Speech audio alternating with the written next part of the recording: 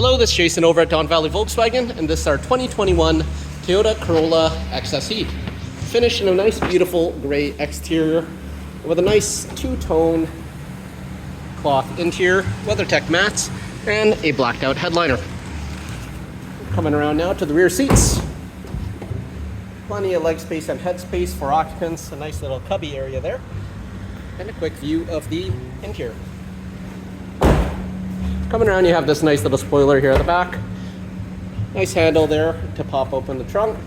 Lots of storage capacity here in the back, left and right side cutouts to maximize space, and a trunk liner as well.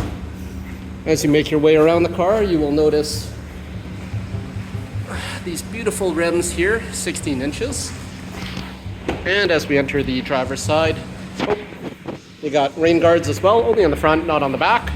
But it allows you to creak them open and get some airflow even when it's raining. Jumping on in, you'll see your heated wiper park area, automatic light area down there, Bluetooth controls, menu settings, radar assist, lane keep assist. Nice suite of safety features on this car.